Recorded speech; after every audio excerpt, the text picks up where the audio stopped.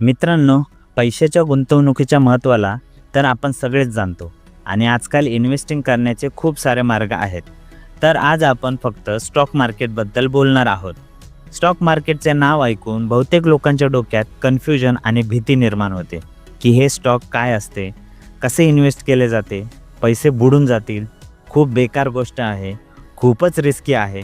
पण मित्रांनो, रिस्क है तो इश्क है. रिस्क ही कुठे नसते. रिस्क दररोज कुकरमध्ये जेवण बनवण्यात पण आहे. पण जर तुम्हाला जेवण बनवता येते तर त्याची रिस्क ही कमी होऊन जाते. रिस्क ही गाडी चालवण्यात पण आहे. पण जर तुम्हाला चांगल्या प्रकारे गाडी चालवता येत असेल तर अपघात होण्याचा धोका कमी होऊन जातो. अगदी त्याचप्रमाणे स्टॉक मार्केटमध्ये पण रिस्क आहे. तुम्ही या रिस्कपासून कधीच वाचू शकणार नाहीत. पण जर तुमच्याजवळ योग्य ज्ञान आहे तर तुम्ही या रिस्कला खूप कमी करू शकता.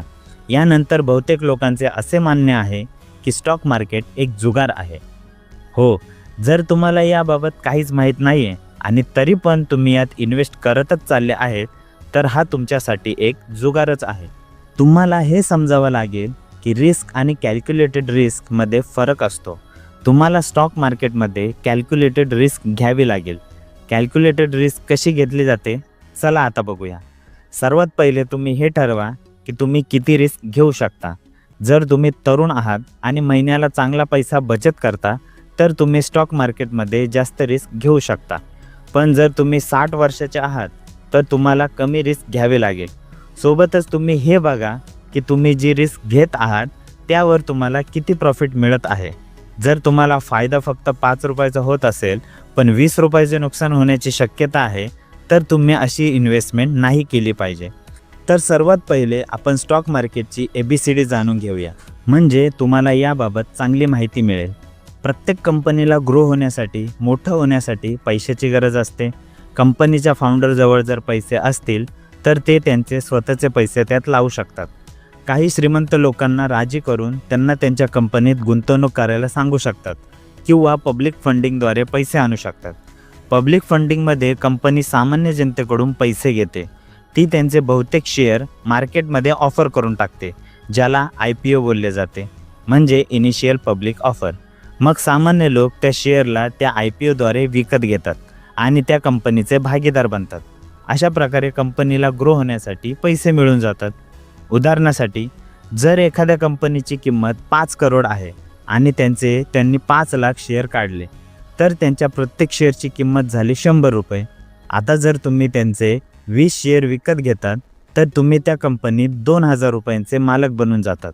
तुमचा त्या कंपनीत 2000 रुपयांचा हिस्सा आहे. याच हिस्स्याला शेअर बोलले जाते. आता तुम्ही त्या कंपनीचे शेअर होल्डर बनले आहेत. यानंतर भविष्यात ती कंपनी वाढून 10 करोडची बनते तर त्या कंपनीच्या एका शेअरची किंमत वाढून 200 रुपये होईल. तुम्ही इन्व्हेस्ट केलेले 2000 आता 4000 बनतील. तसेच जर कंपनी लॉसमध्ये जाऊन जर 3 करोड रुपये झाली तर तुमच्या एका शेअरची किंमत ही 60 रुपये होईल. तुम्हाला जेव्हा वाटेल तेव्हा तुमच्या शेअरला विकून तुमच्या पैशांना परत मिळवू शकता. जर तुम्हाला वाटत असेल की कंपनी बुडत आहे आणि भविष्यात ती तुम्हाला कोणताच नफा नाही देऊ शकत तर तुम्ही त्या कंपनीच्या शेअरला स्टॉक मार्केटमध्ये विकून तुमचे पैसे परत मिळवू शकता. कंपनीला जेव्हा प्रॉफिट होतो तर ती कधीकधी त्याला त्यांच्या शेअर होल्डरमध्ये वाटून टाकते. एक तर ती तिच्या शेअर होल्डरला पैसे देऊ शकते किंवा त्याला अजून शेअर देऊ शकते. याला डिव्हिडंड बोलले जाते. कंपनीच्या शेअरची किंमत तेव्हा वाढते जेव्हा तिला खूप सारे लोक विकत घेतात. मार्केटचा जागतिक नियम आहे, if demand goes up price goes up and vice versa. याचा अर्थ आहे की जर एक कंपनी खूप जास्त प्रॉफिट कमावत आहे तर तिचे स्टॉक खूप सारे लोक विकत घ्यायला बघतात. जर तिचे स्टॉक खूप सारे लोक विकत घ्यायला बघतात तर तिची डिमांड वाढेल आणि तिची किंमत पण. अगदी तसेच जर कंपनी तोट्यामध्ये जात असेल तर तिचे स्टॉक कोणी घेत नाही. ज्या लोकांनी तिचे स्टॉक्स घेतले आहेत ते त्याला विकायला सुरुवात करतील आणि तिची किंमत पण कमी होईल. बघा, साधा नियम आहे की एखाद्या कंपनीत तुम्ही तेव्हाच इन्व्हेस्ट केले पाहिजे जेव्हा तिच्या स्टॉकची किंमत कमी असेल. यानंतर जेव्हा तिची किंमत वाढेल तेव्हा मग एकतर तुम्ही त्याला विकून टाका आणि लगेच पैसे परत घ्या किंवा लाँग टर्म इन्व्हेस्ट करण्याच्या हेतूने ते स्टॉक तिथेच राहू द्या. एक उदाहरण सांगतो. 2004मध्ये ज्याने कोणी गुगलमध्ये लाँग टर्मसाठी पैसे गुंतवले असतील त्याला आत्ता अरबो रुपयांचा प्रॉफिट डिव्हिडंडच्या रूपाने मिळाला असेल आणि तो त्याचे शेअर जर विकत नसेल तर त्याला आयुष्यभर गुगलकडून पैसे मिळत राहतील. पण सर्वच कंपन्या गुगल आणि फेसबुकसारख्या नसतात. काही कंपन्या अपयशी होऊन जातात, ज्यामुळे गुंतवणूकदारांना नुकसान होते. त्यामुळे तुम्हाला स्टॉक मार्केट एकदम डीपमध्ये समजण्याची गरज आहे. भारतात 2 स्टॉक मार्केट आहेत, ज्यांचे नाव आहे बॉम्बे स्टॉक एक्सचेंज आणि national stock exchange. National stock exchange हे सर्वात मोठे मार्केट आहे. तुम्ही या दोघांपैकी कशामध्ये पण तुमचे पैसे गुंतवू शकता. यात इन्व्हेस्ट करण्यासाठी तुम्हाला एक डीमॅट अकाउंट उघडावं लागेल. ज्याप्रमाणे तुमच्या बँक अकाउंटमध्ये पैसे ठेवलेले असतात त्याचप्रमाणे डीमॅट अकाउंटमध्ये शेअर्स ठेवलेले असतात. हा डीमॅट अकाउंट तुमच्या सेव्हिंग अकाउंटसोबत लिंक होऊन जातो. यामुळे होते असे की ज्यावेळी तुम्ही तुमच्या डीमॅट अकाउंटमधून कोणताही शेअर जेव्हा विकता तेव्हा विड्रॉल केल्यानंतर ते पैसे डायरेक्ट तुमच्या सेव्हिंग अकाउंटमध्ये येतात. डीमॅट अकाउंट तुम्ही अगदी सोप्या पद्धतीने तुमच्या मोबाईलमध्ये पण उघडू शकता. यासाठी तुमच्याकडे झेरोदा, अपस्टॉक आणि ग्रो यांसारखे ऑप्शन आहेत. यात तुम्ही तुमचे डीमॅट अकाउंट उघडू शकतात. जर तुम्ही एक स्टुडंट आहात आणि तुमच्याजवळ पैसे नाही आहेत इन्व्हेस्ट करण्यासाठी तरीसुद्धा तुम्ही डीमॅट अकाउंट उघडले पाहिजे शिकण्यासाठी. स्टॉक मार्केटमध्ये रिस्क हे असतेच आणि या रिस्कला कोणीही कधीही नाही संपवू शकत. जर तुम्ही जिवंत आहात तर मरण्याचा रिस्क कुठे ना कुठे हा असतोच. पण याचा अर्थ हा नाही आहे की तुम्ही निष्काळजीपणाने तुमचा दिवस घालवावा, रस्ता न बघता ओलांडावा, पूर्ण दिवस असाच वाया घालवावा. अगदी त्याचप्रमाणे स्टॉक मार्केटमध्ये पण रिस्क कमी केली जाऊ शकते जर तुम्ही काही गोष्टी ऐकल्या तर. सर्वात पहिले त्या क्षेत्रातील एक्सपर्टसोबत कॉन्टॅक्ट वाढवा. तुमच्या कॉन्टॅक्टमध्ये जितके जास्त एक्सपर्ट असतील तुमचे स्टॉक मार्केटमध्ये यशस्वी होण्याचे चान्सेस तेवढेच वाढतील. यानंतर एखाद्या एक्सपर्टच्या बोलण्यावर फक्त यासाठी विश्वास नका ठेवू कारण की तो एक्सपर्ट आहे. तुम्ही स्वतः पण नेहमी याबाबत शिकत राहा, यासंबंधी पुस्तके वाचत राहा, कारण की तुम्हाला नेहमी या एक्सपर्टवरती अवलंबून राहावे लागणार नाही आणि एक दिवस तुम्ही पण एक एक्सपर्ट बनून जाणार. सोबतच तुम्ही अजून एक गोष्ट लक्षात ठेवायची आहे की सर्व एक्सपर्ट हे एक्सपर्टच असतील हे गरजेचे नाही आहे. काही एक्सपर्ट लोकांना कंपनी पैसे देते की ते त्यांच्या क्लायंटला सांगतील की त्यांच्या कंपनीची ग्रोथ होण्याची शक्यता आहे. त्यामुळे ते एक्सपर्ट त्या कंपनीमध्ये पैसे लावण्यासाठी तुम्हाला बोलू शकतात, ज्यांनी यासाठी त्याला पैसे दिलेले असतात. त्यामुळे हे खूप गरजेचे आहे की डोळे बंद करून लगेच यांच्या बोलण्यावर विश्वास ठेवू नका.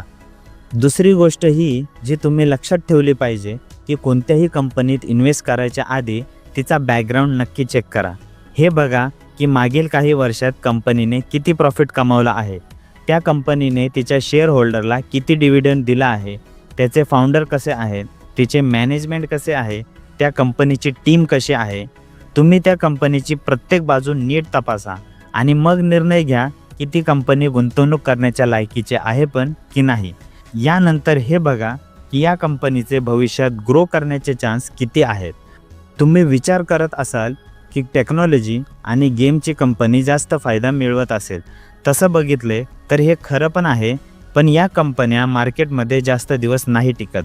लोक एकच गेम खेळून खेळून वैतागून जातात. अशा प्रकारच्या कंपन्या शॉर्ट टर्ममध्ये प्रॉफिट मिळवण्यासाठी चांगल्या असतात, पण लाँग टर्ममध्ये या अपयशी ठरतात, कारण की लोकांना नेहमी काहीतरी नवीन हवे असते. जास्त फायदा मिळवण्यासाठी तुम्हाला एका कंपनीत लाँग टर्मसाठी इन्व्हेस्ट करावे लागेल. पण जर तुम्हाला शॉर्ट टर्ममध्ये पैसे लावायचे असतील तर यामध्ये पण काही वाईट नाही आहे. फक्त यात तुम्हाला फायदा कमी होईल किंवा नुकसानसुद्धा होऊ शकते. जर तुम्हाला खरंच वॉरन बफेट आणि राकेश झुनझुनवाला यांसारखा मोठा इन्व्हेस्टर बनायचे आहे आणि तुम्ही स्टॉक मार्केटला एका करिअरप्रमाणे निवडत आहात तर हे गरजेचे आहे की तुम्ही यात एक्सपर्ट बनावे. स्टॉक मार्केटची संकल्पना फक्त याच व्हिडिओमध्ये नाही संपत. हा खूप मोठा विषय आहे. जर तुम्हाला याविषयी पुस्तके वाचायचे असतील तर तुम्ही ही पुस्तके वाचू शकता. The intelligent investor, a wealth of common sense, the falcon method, the important things. याशिवाय लक्षात ठेवा की सुरुवातीला तुमच्याकडून चुका होतील, पण तुम्हाला या चुकांमधून शिकावे लागेल. जर तुम्हाला फक्त पार्ट टाईममध्ये शेअर मार्केटमध्ये इन्व्हेस्ट करायचे आहे तर तुम्ही साधं सोपं म्युच्युअल फंडमध्ये इन्व्हेस्ट करू शकता, ज्यावर मी पहिले पण एक व्हिडिओ बनवले आहे. तर मित्रांनो, या होत्या त्या काही गोष्टी स्टॉक मार्केटबद्दल ज्या मला माहीत होत्या. तर चला मित्रांनो, व्हिडिओ आवडले असेल तर लाईक आणि शेअर करा. Thanks for watching. नमस्कार.